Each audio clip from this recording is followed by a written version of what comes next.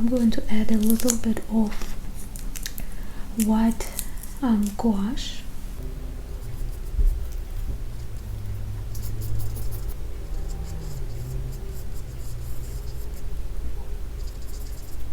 Hey, I'm Leila. Welcome back to my channel.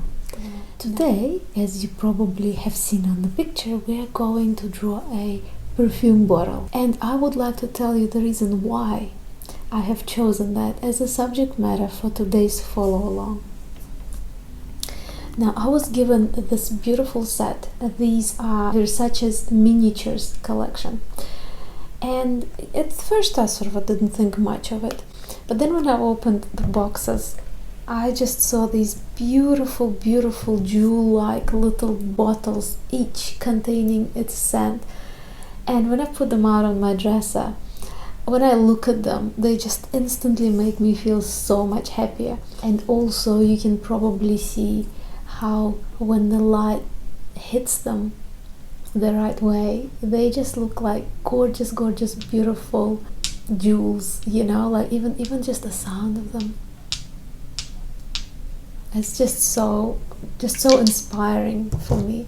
I love things like that as well, so you can probably tell from my grin. I couldn't make up my mind which one out of these ones to do, and the reason why I chose this one simply because it has the yellow top, but it also has a transparent bottle itself. So I thought, just for variety of using different colors and to show you how to create that transparent look in the glass, I thought you might like to try something like this. So that's why we're doing this today. It's just simply because they just so beautiful. So here are all of the little perfumes. This is the one that we're going to draw today.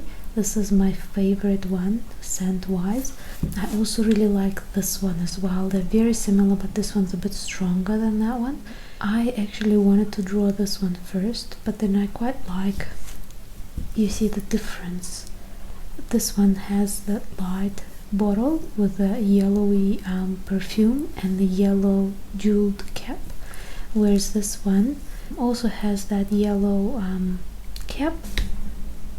And you see, that's what I mean. They like little jewels, and the scent is just so beautiful. Oh, it just makes me feel so relaxed. I wish you guys could smell them too. And see, this one is really beautiful as well. And I also wanted to draw this one.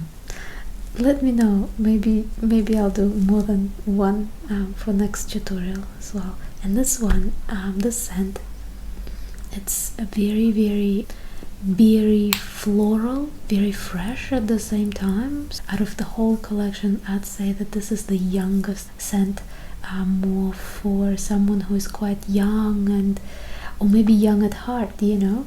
This scent is really lovely too, and I did think of doing this bottle as well, but I really do like the way that cap of this one is just yellow, different color, although I do like how this is a bit more pink inside as well.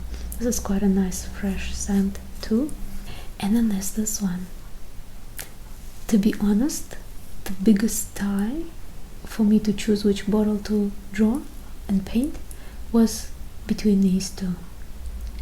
I love how dark and contrasted this bottle is. I love how strong the highlights.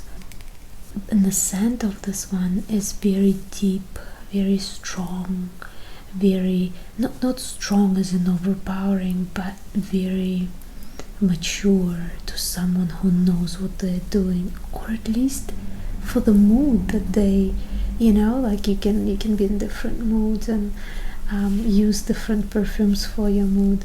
So yeah, I really like them, and when they just stand on my dresser, they're just so beautiful, and like they're like little jewels, you know. They're like little beautiful jewels, and they also smell amazing. So it's just such a great thing to have. So I think now that I've introduced you to all of my pretty little scents, we can start working on this one. So to start, I am going to sketch the actual object So I will do the central line. By the way, I've got videos on how to build things and so on, so if you are interested, you can always watch my other videos. Make sure you do that. I'm going to make the bottle a bit bigger, you know, because they're quite tiny.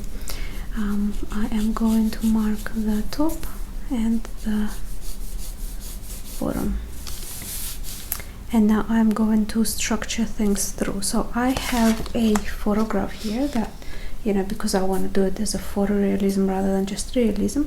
So I can measure things out. Because I'm going to make my bottle a little bit bigger, I just need to see the proportions rather than copy the exact thing into here.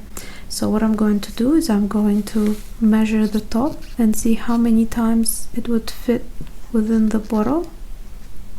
So almost.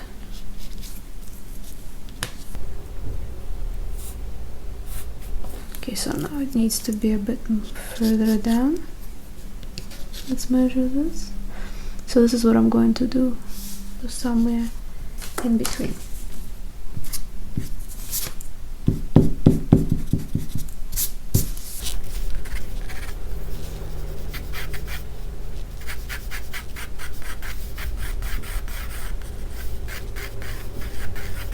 It's probably hard for you guys to see at this stage, but I have to go with really sort of a thin, very sketchy lines, otherwise I'm gonna have to battle with them later on. I'm just measuring the relationship of the width to the, yep, that's about right, to the length. So now I'm going to measure the length of the top that I already know what I'm going to do, and see what it's like in relation to the height of this object. So this should be just a little bit bigger.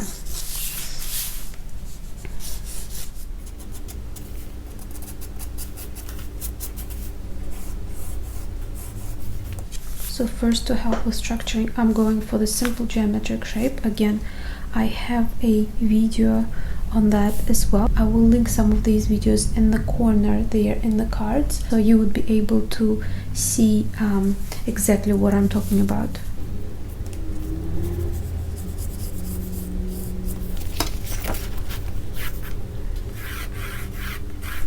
The actual sides of this perfume are just a little bit, you know, they're almost square, but just a little bit they go over on the angle. So you can even see on the real thing, they almost go straight down.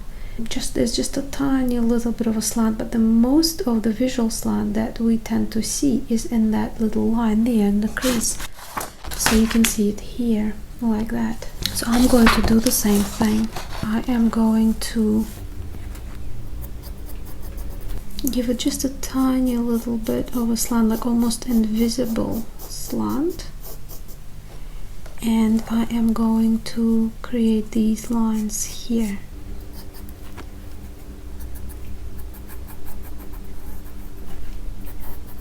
Like that, so that way, you know, this is not confusing me already. Okay, so then there's another line.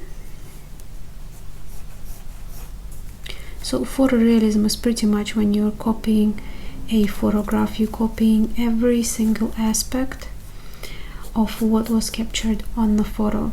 The difference between, for example, doing realism when you're observing an object and sketching it, is that you can sort of bring in a little bit of your own feeling to it, or color variation. When you're working in photorealism, you're pretty much trying to be like a printer in a way. You're trying to copy every single thing that camera has captured, and of course camera sees things a little bit differently comparing to the way our eye sees things. So this is, of course, you can realize that, of course you can understand that the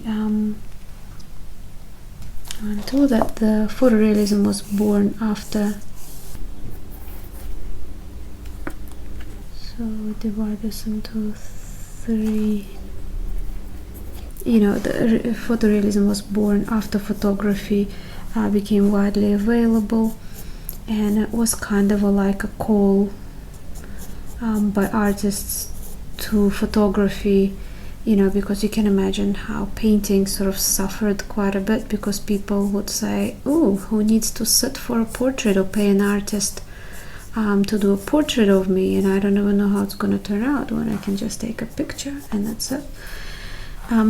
So then artists, there's that photorealism that sort of started to emerge slowly. There were other things as well that sort of appeared because of the event of photography. Really did shake up the art world, in interesting ways.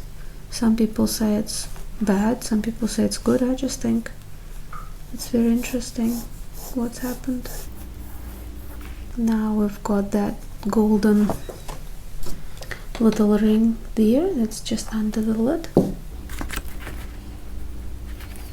It's like a disc almost. A lot of photorealists, especially people who are not artists, professional artists who were trained and taught, but people who sort of pick it up and then start to post things on Instagram and things like that.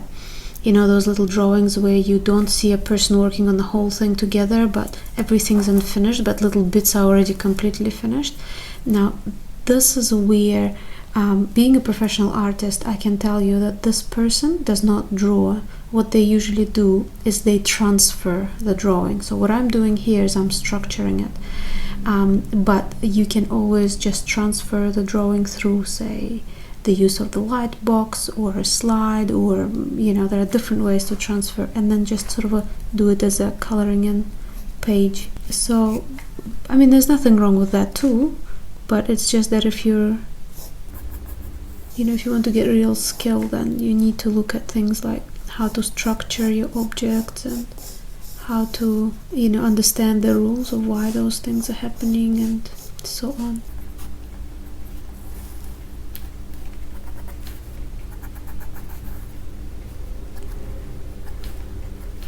And you see now that I've got them overall sort of a main shape down, I'm going around, I'm adding more and more details.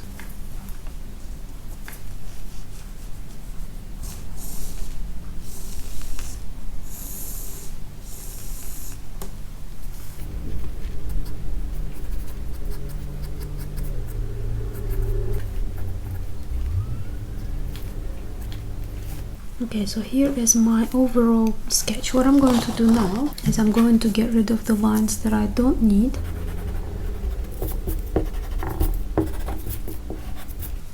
All these lines that I use to structure that are not actually visible on the object.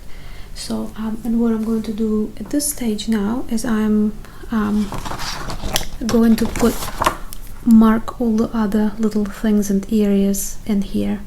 And then I will start using color.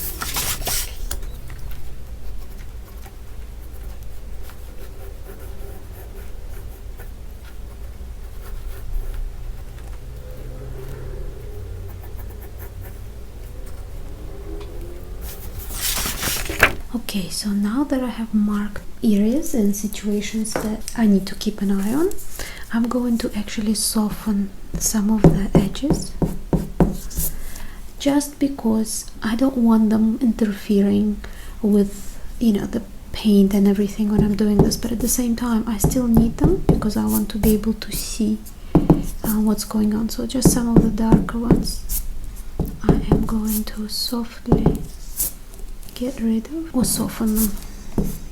Not completely get rid of them, but soften. As you can see, today's tutorial is not very easy because we're going more for that photorealistic look.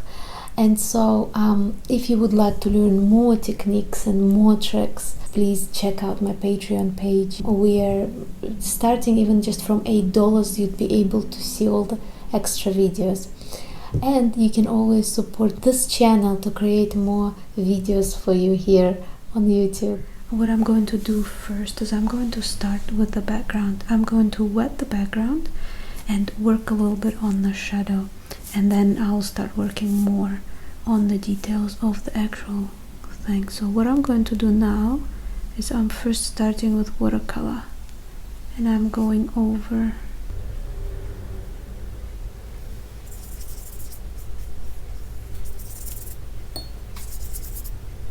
Okay, so now I'm just going to tint the background a little bit, or just any sort of neutral color. It's quite blue on the photograph, but I won't sort of go that blue.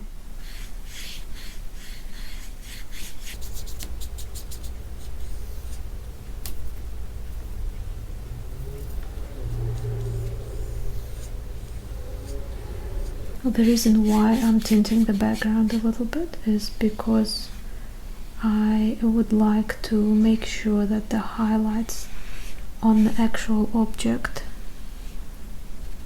are more, you know, there's more contrast between the background.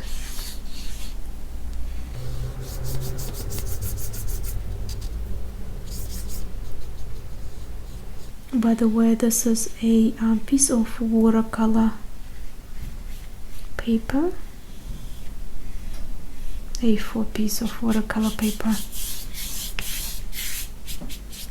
that is hot pressed, so it's reasonably smooth. Okay.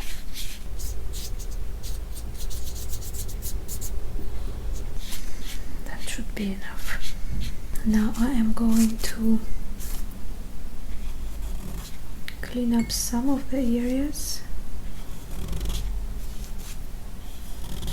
by reabsorbing the water that contains paint while it is still wet.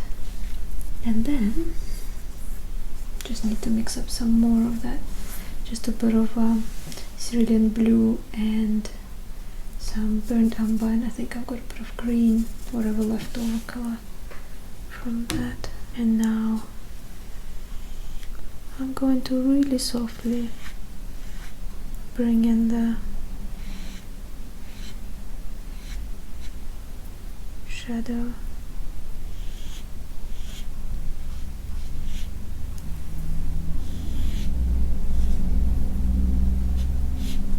The shadow is not very dark. The darker bits are sort of coming off the picture plane for me here.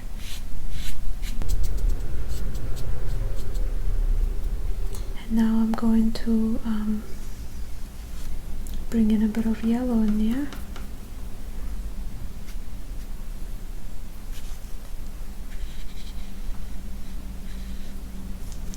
Because there's that light radiating in some areas. Now I'm going to mix up a bit more of the shadow color, and again add just a little bit more brown as the blue. And you know what's going to happen once blue mixes with yellow? We're going to have green.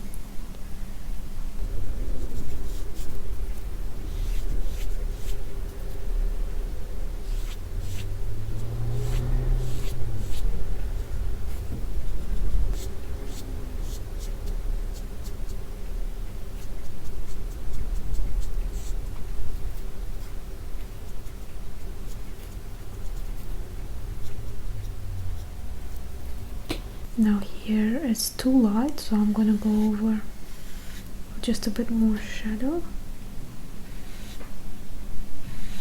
and adding even more darkness. I just want to wait for this to just dry a little bit more. A little bit of warmth, even a little bit of redness that's sort of just popping through in the air. It's just the light rays playing with that, you know, because that glass sort of works as a somewhat as a prism, so it's changing the light rays, separating them, and we can see hints of different colors coming through. And I think that's why I loved those boils so much, and that's why I wanted to do a painting of it. Really soft touches with a, this is a very soft brush, you guys. This is such a good brush, I love it so much. It's like one of my favorites.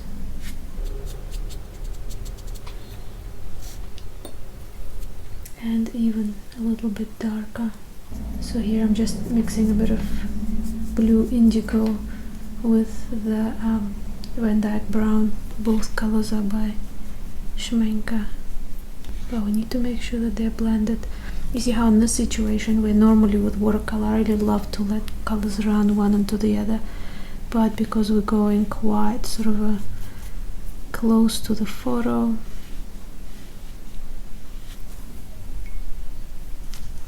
I mean, of course we're going to get some brush strokes, but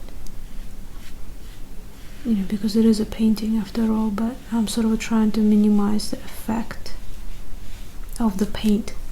The difference between doing something like photorealism in the finish is that there you don't see, you know, a lot of technique of paint application. All you see is just an object or a subject.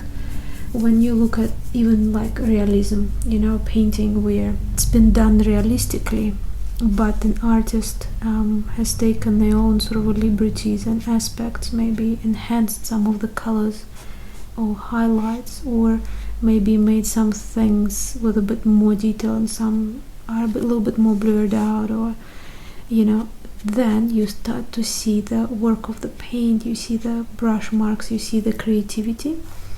In photorealism there isn't that much creativity. All you do, you just pick up the shadows on your photograph and then you place them here. But as I said again, there are some objects like this one that made me want to do that.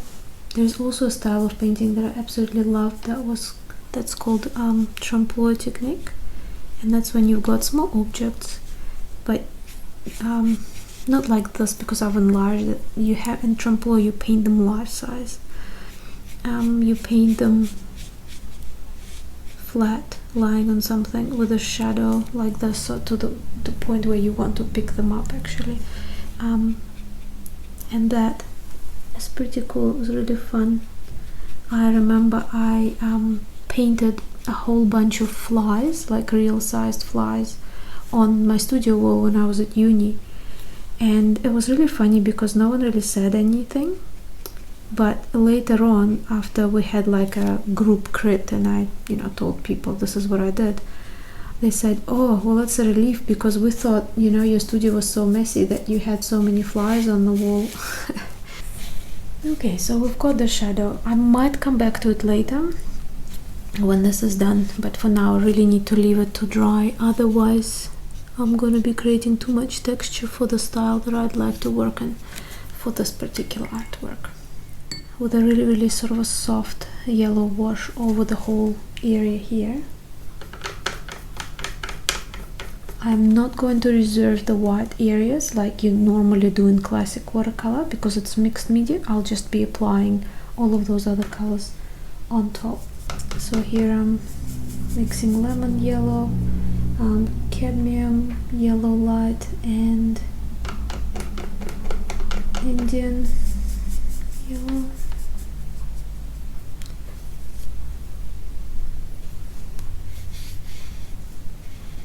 In a very light transparent wash.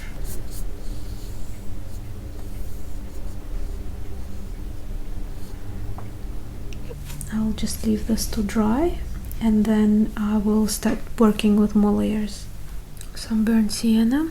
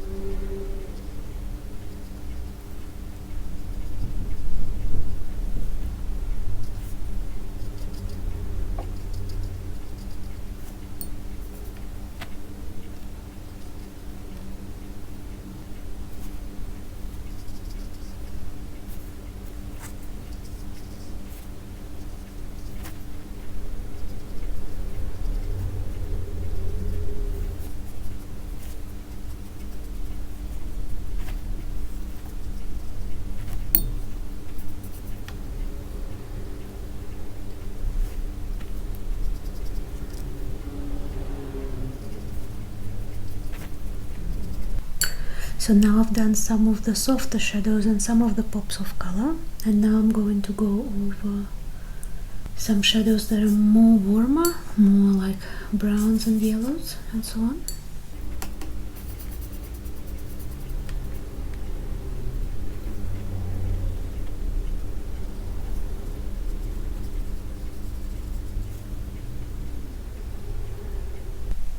Some areas where you can see really clear, sort of like an area here, you can see very clear color change and like a block, and then there are some areas that are just absolutely muddled with lots of little reflections, and so we have to make sure that we keep an eye on all of those things too.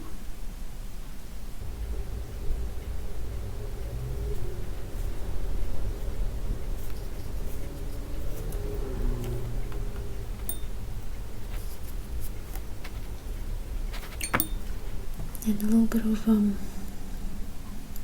yellow mixed with the lemon yellow.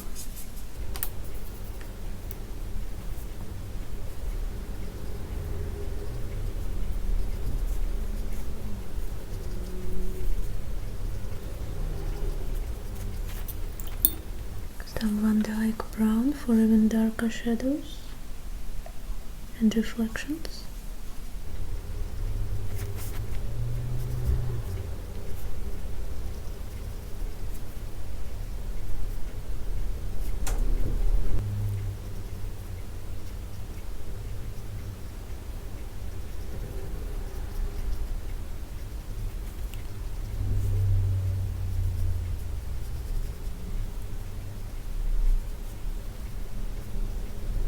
Now just getting a little bit more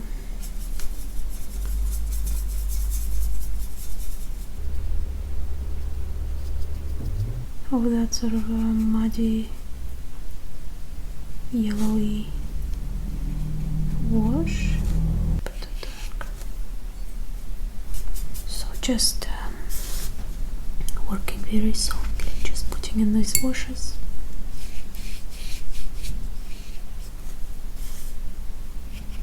Constantly looking at the reference.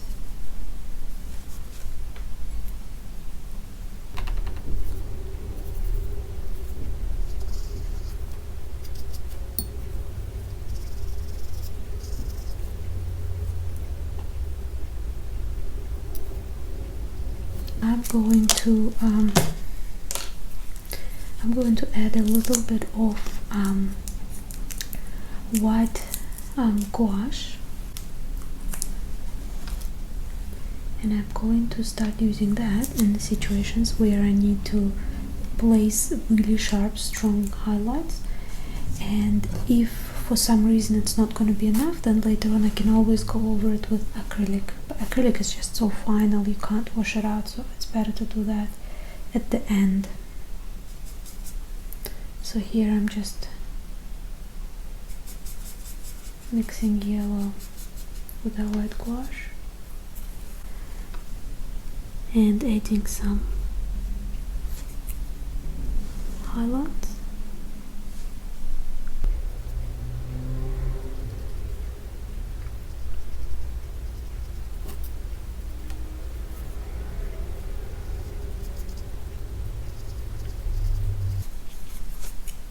I quite like the color that it's creating as well for this mixed media artwork. You know, that's sort of a softer yellow.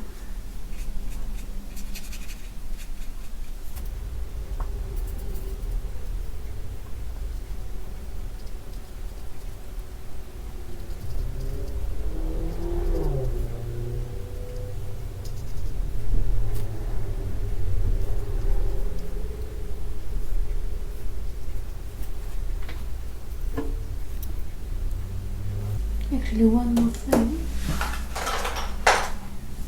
I forgot to do the writing.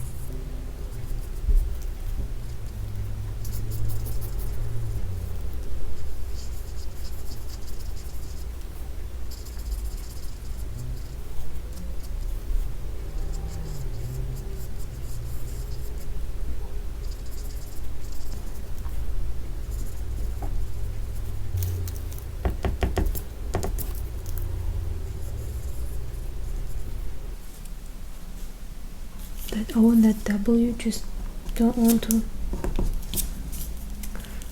to do their thing.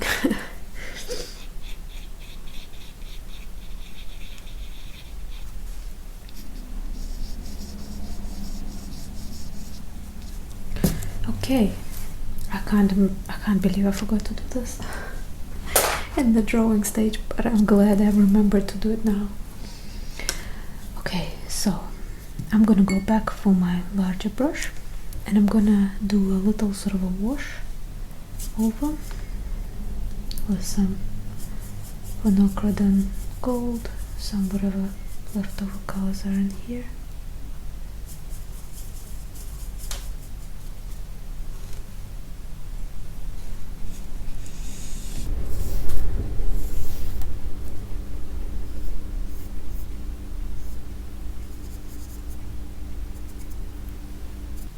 Some yellow through there too.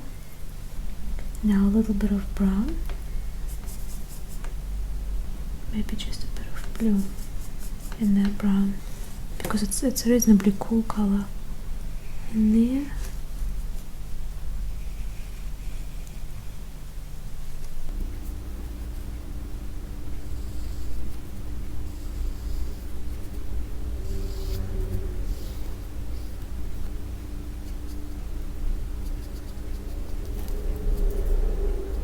Just now, just looking at those little bits and pieces that might have some of that color, I also want to wash a little bit of color from here to make it blur just a little bit more.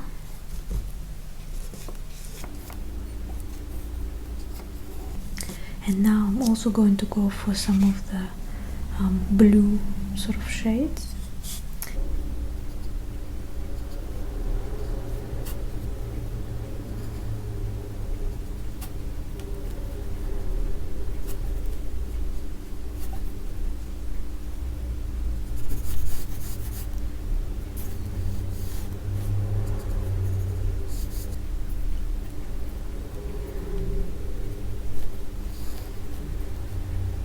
bright blue going through there.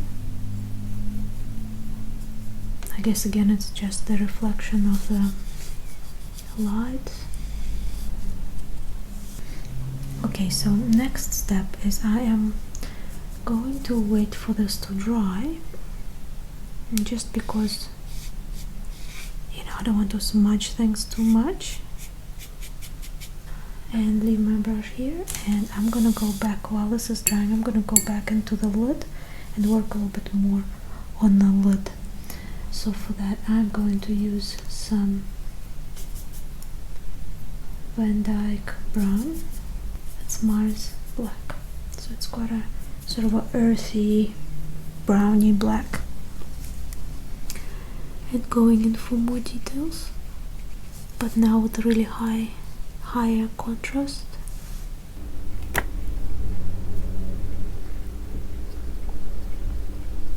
Some really strong dark highlights.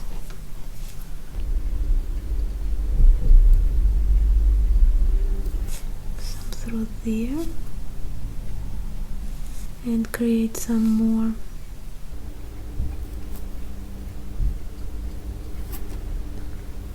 of those little white things. Not things, reflections. What am I talking about? I'm too zoned out, I think, now, so I guess at this stage you have to question the instructions I'm giving you.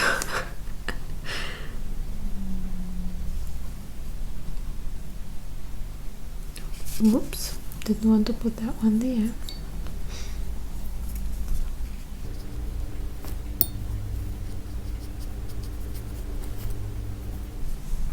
A little bit more shadow that I kind of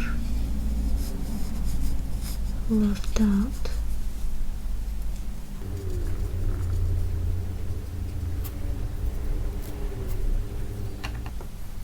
And some of the cobalt turquoise. Some of these, you see there's that blue sort of a highlight there, and then there's some going along the side.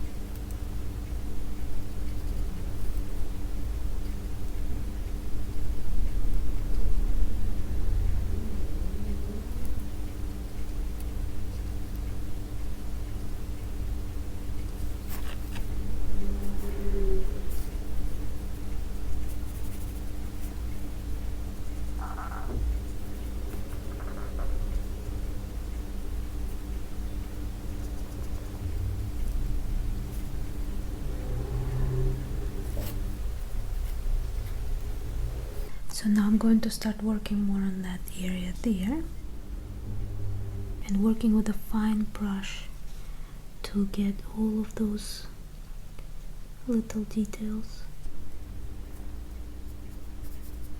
So similar shade, just a little bit warmer. It's going through there,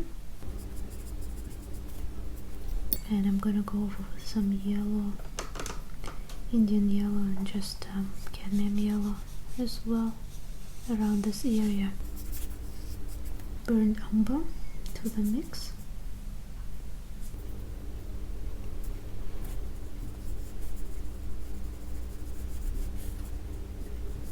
Which is very high in contrast actually, this bit there.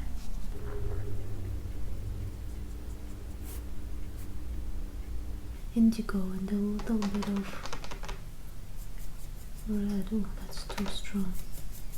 It's too purple, so neutralize it with some of the greens and browns that I had there already.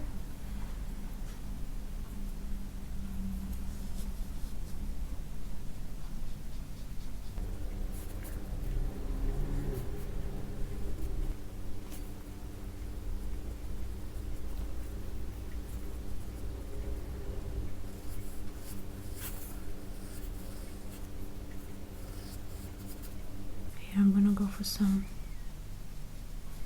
gouache white and bring a little bit of this out to soften the color with it as well. And that's the thing with gouache, it's probably not as strong as acrylic when you're trying to place really strong highlights, but it's so good at softening some of the colors and representing some of the lights that it can be really beautiful in those situations. Almost like blending the colors themselves.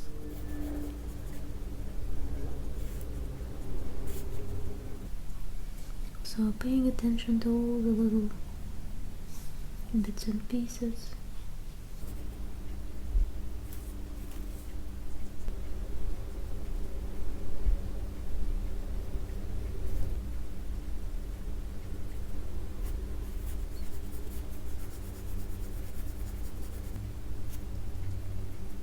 So layer by layer intensifying some of the areas and bringing in the desired contrast.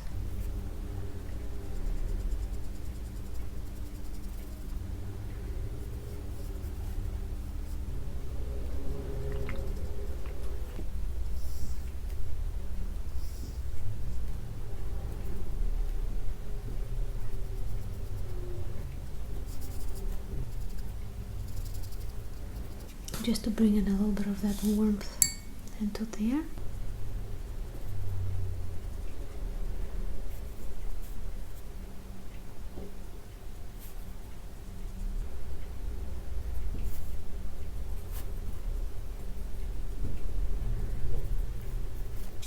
I'm just going to soften this here because it's sort of becoming too broken up.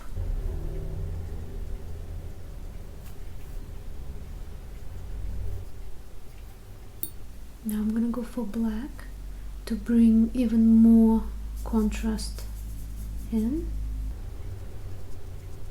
Okay, now I just want to bring in a little bit more of them, of that yellowy orangey kind of a color, but in a really soft sort of a way. So I've mixed in a little bit of gouache in there.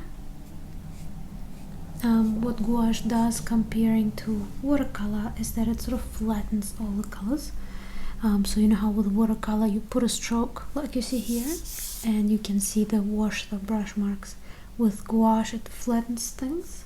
So even when you just want to add a little bit of white into here, into watercolor, you would be able to see the difference straight away.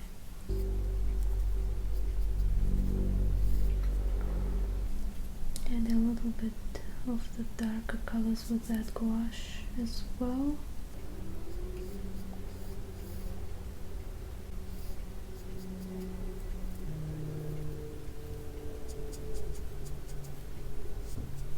Okay, so now I'm gonna go back in again and deepen more shadows.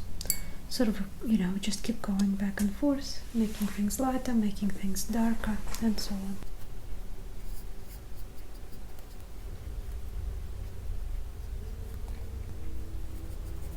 Just softening some of the shadows and removing some of the stronger contrasts. Okay, so now I am going to go for the lettering. For that I'm going to get some red and dark brown or black. Now the actual lettering is made in gold, so you can have a look here. So it's golden, but because I think when I was taking a photograph there must have been a reflection of something, so it all on the photograph it looks sort of a browny red. So since I'm working from the photograph I will do it as it is there.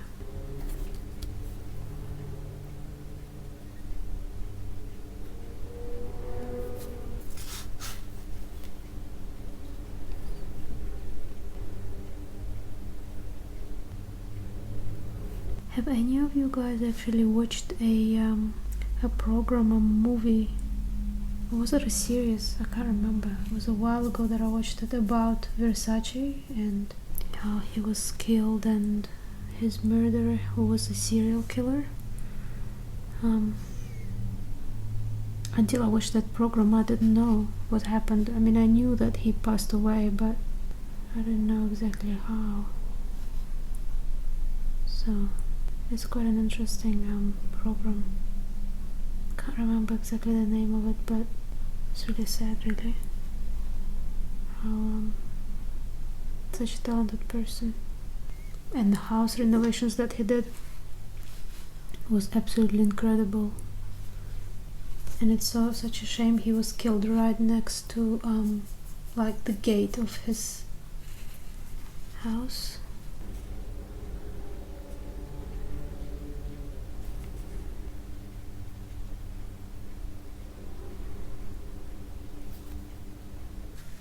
Oh, the letters are going up. That's not good. Lettering is always really funny to do on the art, because there you've got print and here you've got a brush and a somewhat damp surface as well. I probably should have waited for a bit longer, but here I am, so I have to carry on. Okay dear, so now I'm going to add some black spots here and there on the letters and some red spots as well. There must have been something, maybe it's the cover of my phone. My phone's got a red color, but it's sort of a different shade though.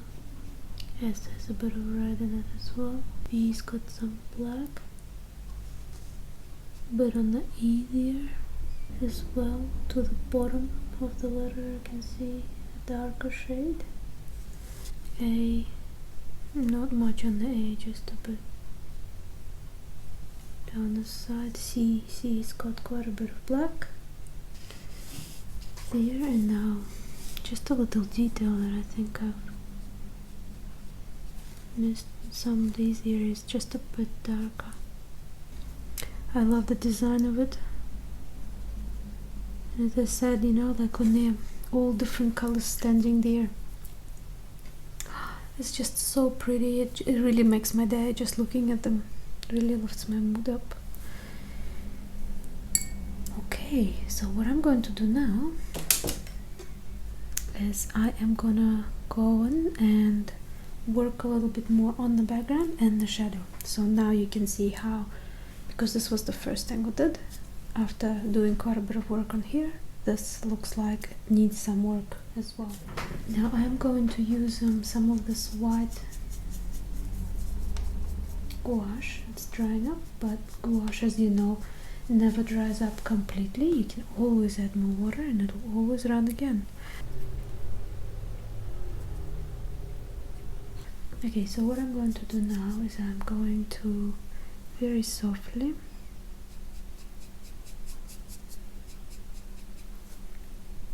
work a little bit more on the shadows.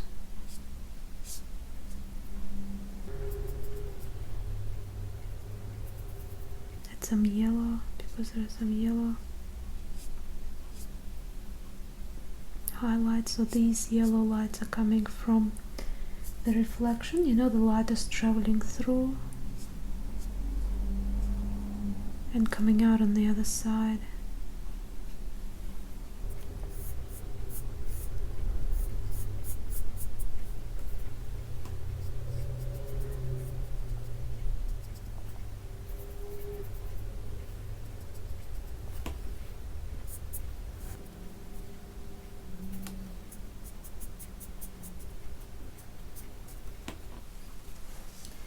Now I'm going to use just some plain white to lighten up some of these areas. And you can see how it's mixing in with the previous layers.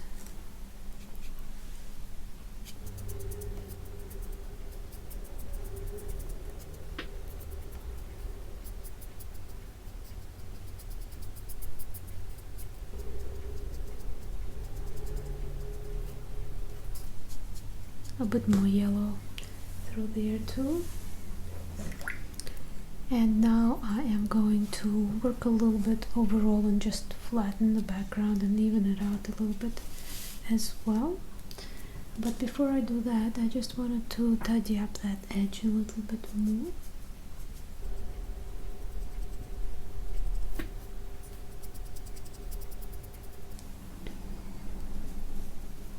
So for the background, I'm going to still use the white gouache, and I'm going to add a little bit of blue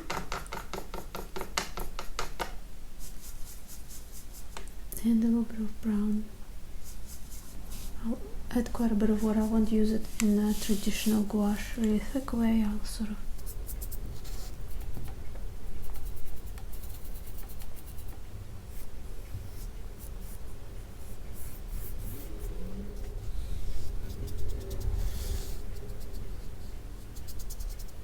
Okay, so now the background is in place too, but what I would want to do is use some acrylic, and I am using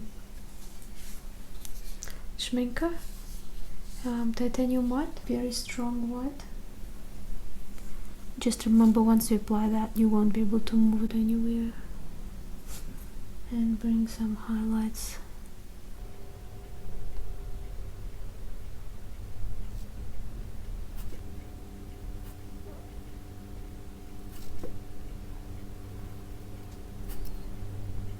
It smells so nice here. Just can't get over how lovely it is. I'm enjoying this a lot.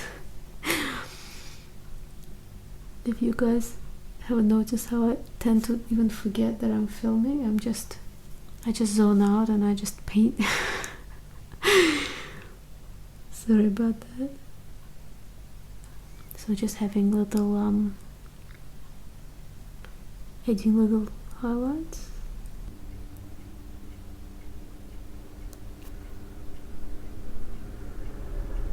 Some little highlights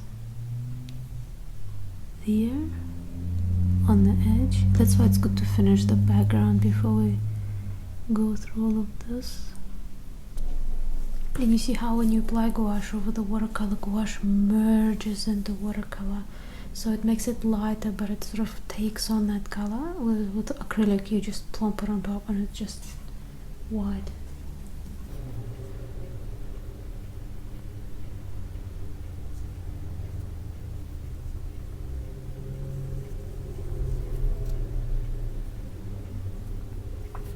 It's like a mixed media, but they're all water mixable materials nonetheless.